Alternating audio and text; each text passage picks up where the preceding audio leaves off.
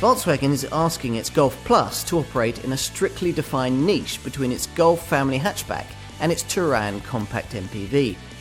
In the past, this car has failed to convince buyers it offered sufficient extra practicality over a Golf hatch to make it worthwhile, but this second generation model looks a more compelling proposition. There are two ways of looking at Volkswagen's Golf Plus. One camp says that it offers little that you don't already get in a standard Golf hatch, yet costs more. On the other side of the coin, they're saying, well, yes, but it's not a lot more, and for that you get a lot of added versatility for not a lot more cash. Now, since you're likely to sit solidly on one side of the argument or the other if you're in the market to buy a car of this kind, no amount of expostulating from me on the merits or otherwise of this car is likely to sway you one way or the other. The Golf Plus was dreamt up to plug a gap in Volkswagen's model range where a 5-seater compact MPV should have been. Now, the Touran is Volkswagen's compact MPV, but it has 7 seats and is substantially undercut by rivals like the Ford C-Max, the Renault Scenic and Citroën C4 Picasso. Now, the Golf Plus squares up to these 5-seater models and sits above the standard Golf hatchback in the Volkswagen model lineup. It leaves the Touran free to concentrate on the 7-seater market, where cars like the Renault Grand Scenic, the Mazda 5 and the Vauxhall Zafira hold sway. Buyers, though, decided that the first generation Golf Plus didn't have enough about it, by and large, to justify the premium that was being demanded over the standard Golf hatch. With this second generation version, Volkswagen has set out to up this car's game. On the move, the first thing that owners of the standard Golf will probably notice is a slightly higher seating position that's very MPV-like and gives a great view out, although visibility through the corners is slightly restricted by the small front quarter-light windows and thick pillars. Now, the extra 113mm of height that this car enjoys over a standard Golf might lead you to worry about increased body roll over cornering and twisty country roads, but you needn't. Volkswagen have adapted the spring rates to cope and added a thicker rear anti-roll bar, and the result is that there's no discernible difference between these two Golfs. Riding on the same underpinnings as the 6th generation Golf, which in turn aren't a million miles away from those of the 5th generation model, the Golf Plus inherits the secure handling and comfortable ride that have become trademarks of this model lineup. It also inherits a much more up-to-date range of engines, excepting the entry-level 80 PS 1.4 litre petrol unit that all right-minded buyers should avoid. Now, that unit, together with the 1.6 litre TDI 90 and 105 PS engines, gets a 5-speed manual gearbox. But if you go for this 122 PS 1.4 litre turbocharged TSI petrol unit, then you also get the 6-speed manual box that's also fitted to the 2 litre TDI 110 and 140 PS engines. There's also the option of Volkswagen's clever semi-automatic DSG gearbox. The extra 120 kilograms of weight that a Golf Plus carries around over a standard Golf also blunts performance just a little bit, but the fastest petrol and diesel models still make 60 from rest in around 10 seconds, on the way to a top speed of about 120 miles an hour, which is about as fast as most buyers of this car will want to go. The visual differences between the Golf Plus and a standard Golf hatch are a bit clearer than they were with the first generation model. At the back here you've got colour-coded bumpers and these attractive light clusters that utilise LED technology. But these are details. The main difference between the two cars is that the Golf Plus sits 113mm higher, offering 20mm more interior headroom that enables you to sit a lot higher than you would be in a standard Golf.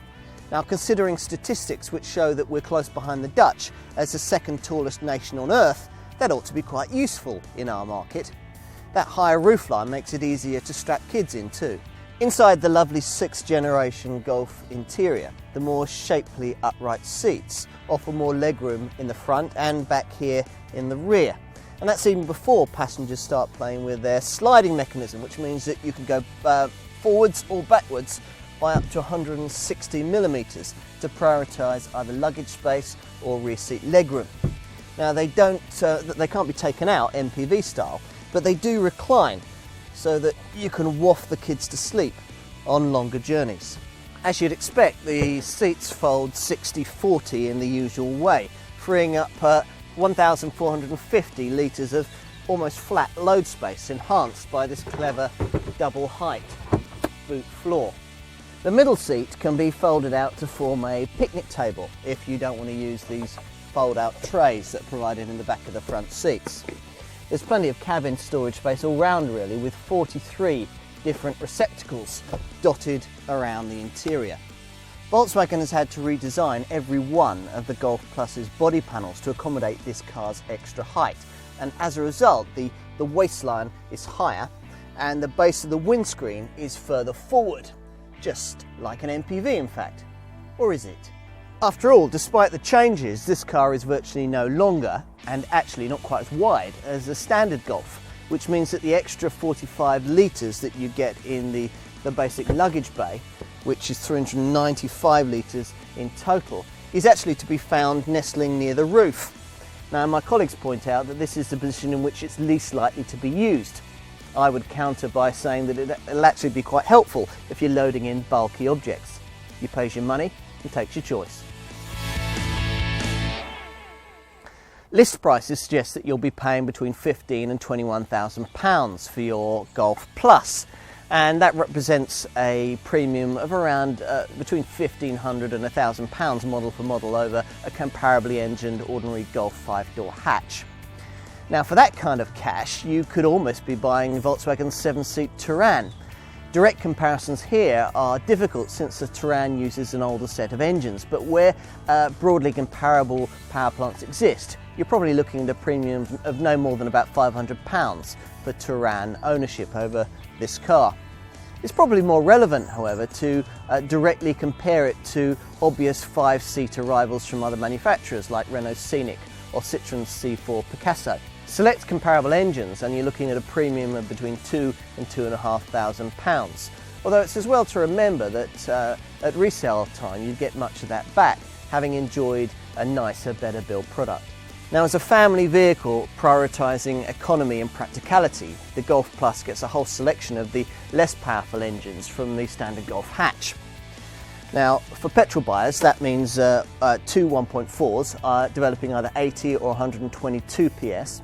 It's the 122 PS turbocharged TSI that I've got here, or a whole selection of common rail diesels. The 1.6 TDI offers you the choice of 90 or 105 PS, while the 2-litre TDI gives you the selection of 110 or 140 PS units. Equipment-wise, all models get air conditioning, a CD stereo, all-round electric windows, electric mirrors, a multifunction trip computer, and body-coloured mirrors, bumpers and door handles. Plusher versions get Volkswagen's clever park assist system, which can automatically steer the car for you into a parallel parking space. On the safety front, there's ABS brakes, ESP stability control, 6 airbags and anti-whiplash head restraints. To mark the age of the entry-level 1.4 litre 80 PS petrol engine in the Golf Plus range, that the next petrol unit up, which develops a substantial 122 PS, the 1.4 TSI, actually betters it for emissions, 152 as opposed to 154 grams per kilometre of CO2, and records pretty much the same fuel consumption, around 43 miles to the gallon on the combined cycle. Of course, the 1.6 litre TDI diesels easily better that, with 58.9 miles to the gallon on the combined cycle and 126 grams per kilometre of CO2. And you can improve that further if you go for one of the Blue Motion 1.6 litre TDI variants that bring home 65.7 miles to the gallon on the combined cycle and put out just 114 grams per kilometre of CO2.